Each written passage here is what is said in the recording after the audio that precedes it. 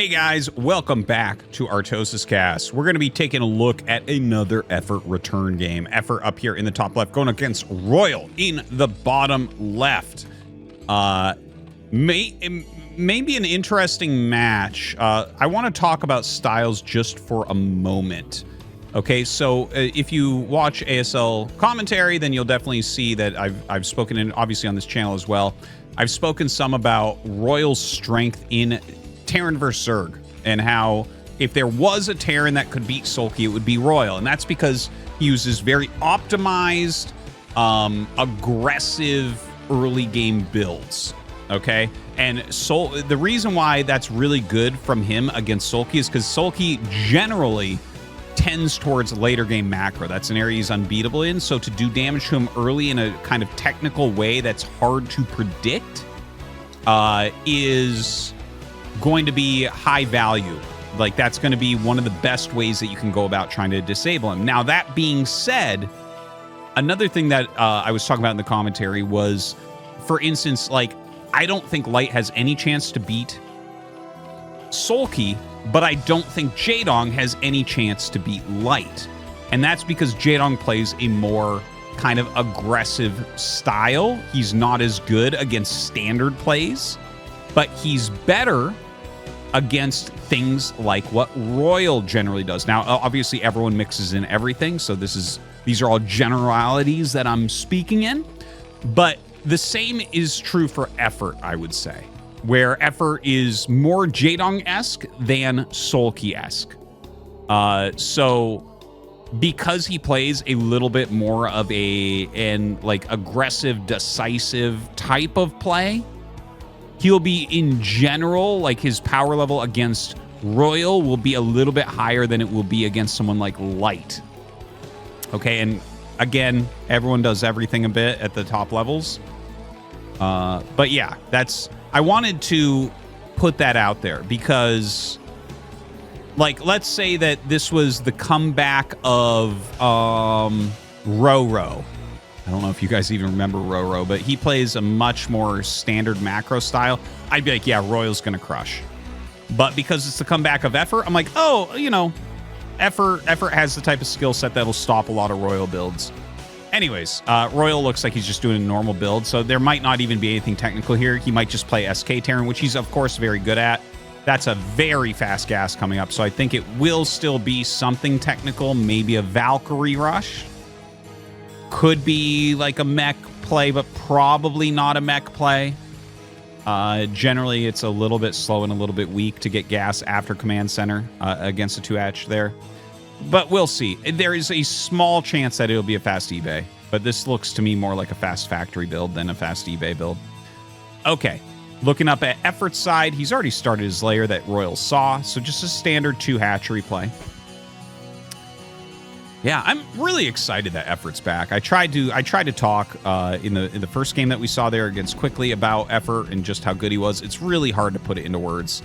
You know, we remember the greatest of all time as Flash, Jaedong, Bisu, and Stork, because they were on the very top. You know, and they had won a ton of championships and been at the top for a while, and then StarCraft 2 kind of came out and changed things in the scene.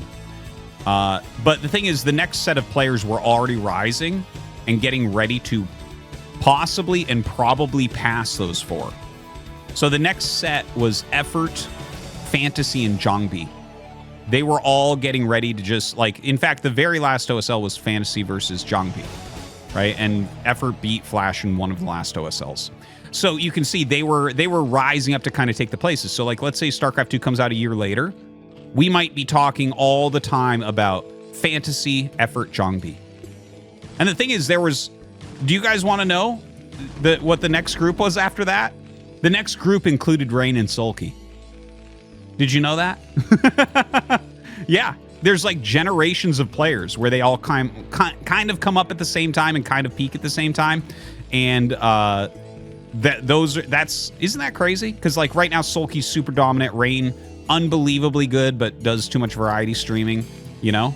And by the way, this is turning into mech, which is super cool. Anyways, I just thought I'd mention that. Maybe I'll make a more dedicated video on that at some point, but I thought I'm trying to put into perspective just how good Effort is and how exciting it is to have him playing again. It just adds so much to the scene to have him playing. Okay, so this is a delayed mech build. Not a mech switch or anything, but it's just like the mech is slightly slower. And in fact, his Vulture will get up here. So this is one of these kind of weird technical builds that Royal's very good at. And you can see it's caught him off guard. He's already killed a lot of Lings. The Sunken will come up and push this back eventually, but the Vulture did well. We have Mutas already being produced. Goliaths are being produced as well. And he went double armory. Oh my God, I'm excited. Oh my God, I'm excited. Okay, he's going to start making some missile turrets because he does need a little bit. He's only going to have a couple Goliaths as the Mutas come. But, and notice that there are some Scourge being made. So this is kind of a nice thing because when you see that Vulture, you're like, probably Valkyrie? And it's just, it's not. It's mech, and it's with 2 armories. Okay, so the double armory builds we have seen, they have failed on like ASL, KSL, those types of events. They have failed every single time, and almost every time in games that I've casted. But there are a lot of pros that play with them, or try them out from time to time. All right, the Scourge came in. Scourge have terrible vision. He definitely knows it's mech. I don't think he saw both armories. But yeah, the double armory play is like...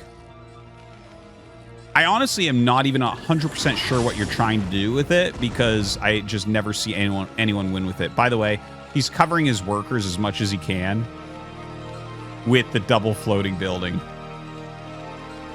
Isn't that cute? That's really hard to micro against. He's got his Goliath range, by the way. Oh, yeah, and whenever you see, like, a double armory, it's not for a 1-1 timing. It doesn't make sense. It should be for a 2-2 timing. Now, I don't know that 100% that that's going to be the case. It's just, like, your production structures are going to be so slow because of getting 2 armories is so expensive. So when 1-1 finishes, you're not really having a power spike. It would have been better to have more units. So generally what you'll see, yeah, there's the starport. What you'll see, if someone gets 2 upgrade structures at the same time, it's a rush to 2-2. And that's a blanket statement. StarCraft 1, StarCraft 2, whatever it is, that's just kind of how things work out. It's like, yeah, you need time to power into the rest of your production and really get your unit count high. So I think he's going to try to hit like a very strong 2-2 timing. That's my best guess. But the thing is, I'm not aware of a timing attack from mech. Like, I'm not aware of one that works. You know, in StarCraft 2, there were a few. And yeah, not so much right now. Anyways, I'm not trying to talk about StarCraft 2, but I'm like just thinking about mech timing attacks, and they haven't really ever existed in StarCraft 1 in this matchup. So I'm not entirely sure. Like, maybe Royal thinks there is a 2-2 timing. The thing is, generally timings are things that everyone kind of knows. It's like, oh yeah, the 6 factory timing attack, or like, oh yeah, the 12-minute arbiter bust, or things like that. A 3-hatch Hydra. That's a little bit different, but not that different. But like in general, you can you don't have to find like a timing that people know about. You can look at it and say, I'm going to get 2-2 quickly and attack with as many units as I can get, and that's technically a timing. It's just, is that a timing that we know of as a weak point for Zerg? No, that's not a well-known weak point for Zerg that like, oh, 2-2 finishes at this time with this mech build, and Zerg generally is droning at that moment or right before Defiler, and so you're super strong. That isn't like a known thing. So yeah, that's what I'm trying to explain here, where I'm like, yeah, I mean, I guess it'll be a timing attack, but I don't know what it is exactly. So anyways, he is making nothing but Goliaths, by the way, which I like a lot with this idea. Pure Goliath, and it's pure Muta being made right now on the other side from Effort. He's already got +1 attack. He's getting +1 armor. Looking for any mutas he can find. That is a lot of mutas. The thing is, you can just mass pure muta, and if they walk out their Goliaths, you can do things like this. The thing is, if you do this and they play a little bit more of a careful game and aren't walking out, the mutas don't translate as well. Like, let's say they go into Like, you could go into Irradiate.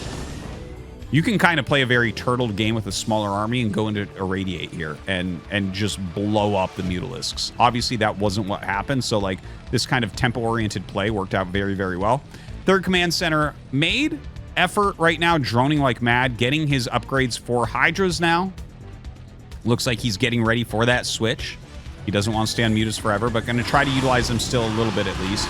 And this is, I think, him realizing that, okay, I'm switching, so let's see if we can get some damage. And he absolutely doesn't. That was an attack that didn't do well. But, you know, when you are switching your tech, sometimes you feel like, okay, well, he's going to way outscale my Mutas. This is going to be the best fight I can get with them.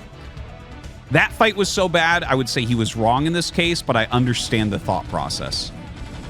Okay, a lot of factories coming up, so he's going up to 6 fact. Still not a siege tank in sight. Dude, this is kind of cool. Hydras fight, you know, or let's put it the other way. Goliaths fight, like, okay-ish against Hydras. You know, the thing is they're way more expensive. It's 150. So 100 minerals, 50 gas, and 2 supply versus 75 minerals, 25 gas, and 1 supply. So, like, definitely the Hydra is overall a better unit. But, like, Goliaths, they do okay against Hydras, better than you would think. But, like, it's a massing thing. As you get, like, much higher in supplies, the Hydras will start to absolutely wipe.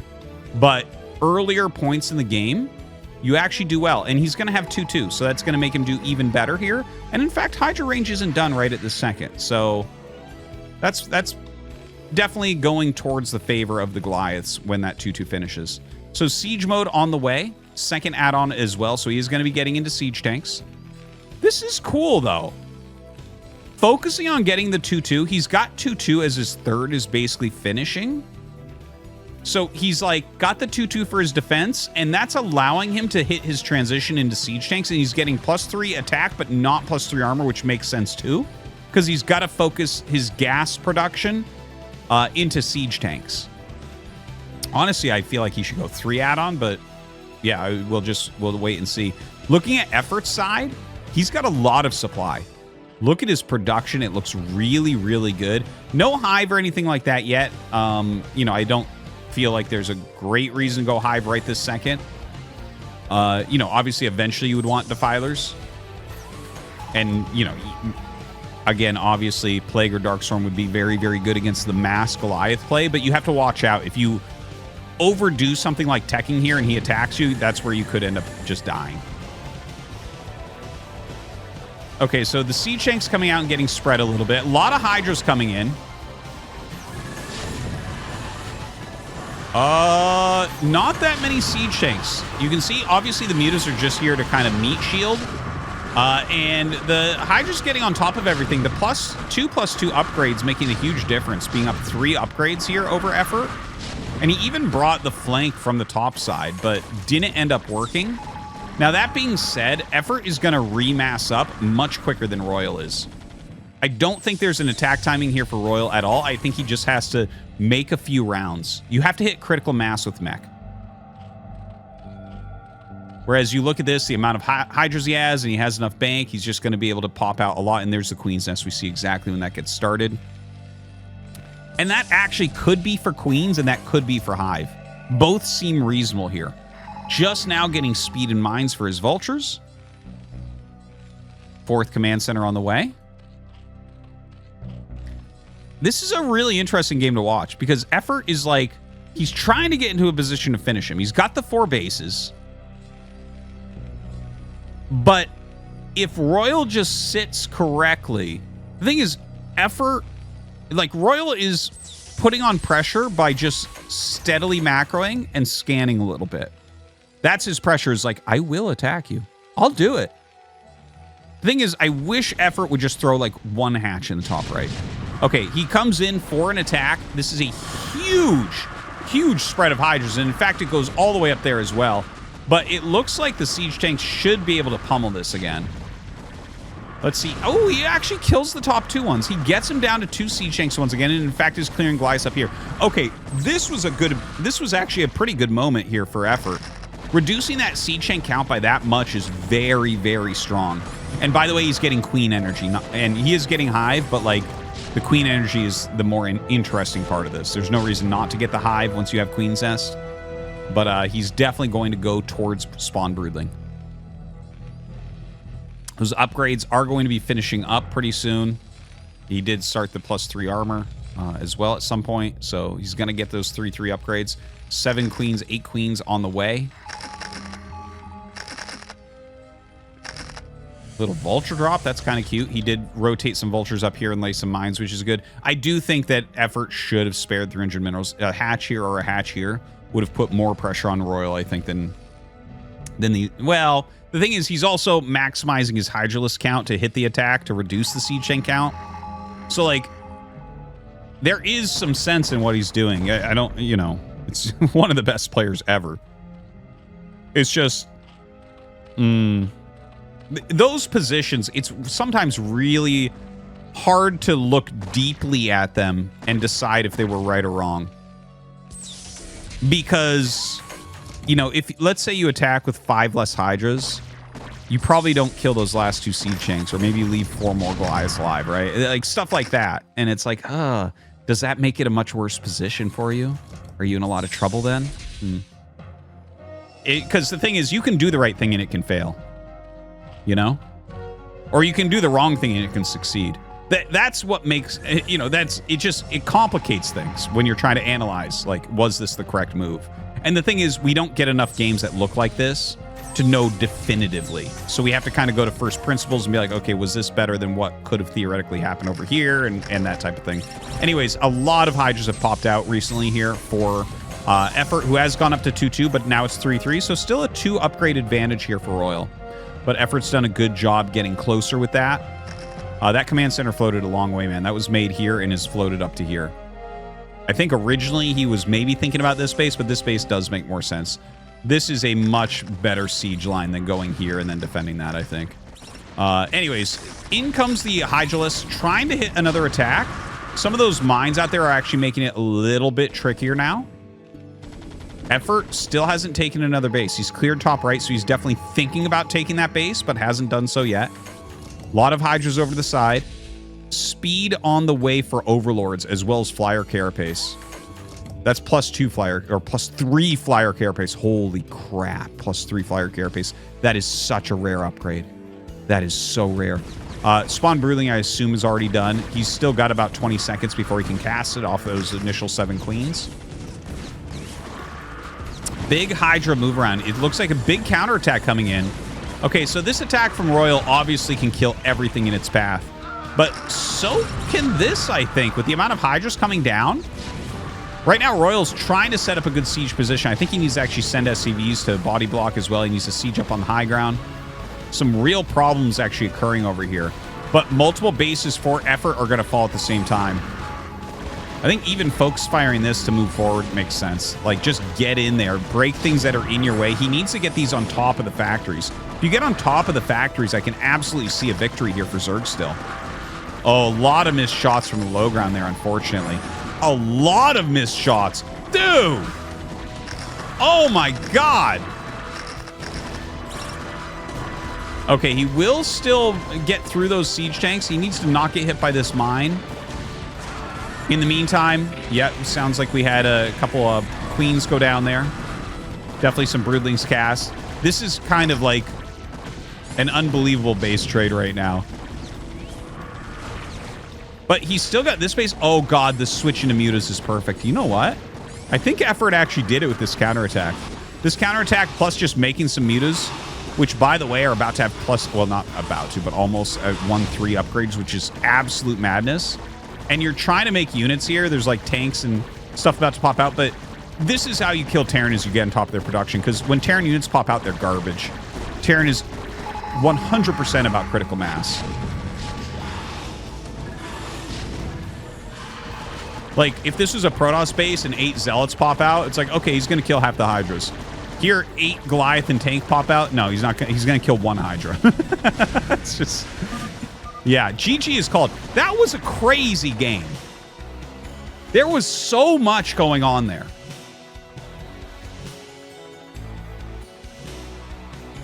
So I wanna go back for 1 second about Royal's attack, because you might look then and say, well, why didn't he just defend a little bit longer? Because his attack like basically killed everything. Like his army was definitely better. The thing is, queens were gaining energy. So if you don't hit your attack before the queens have energy, the cost efficiency of Zerg goes way, way up. So what Effort did was he took the fact that he had the queens being prepped. He said, well, I'm not going to fight this incoming army because it'll kill all my Hydras. But if I counterattack, we get into a very sloppy game. And the tech switching properties of Zerg are very good. You can utilize the Broodlings on either Siege Tanks or Goliaths. And then he switched into Mutas, which, you know, helped him to basically clear a bunch of stuff. That was a very cool game. Very much enjoyed that. Great job from Effort, taking down Royal. Very cool build from Royal. Really hoping to see some more of this double armory 2-2 third base mass Goliath into Siege Tank build. Very, very cool. Thank you for watching, guys. Hope that you enjoyed that one. I know that you did. We'll see you next time.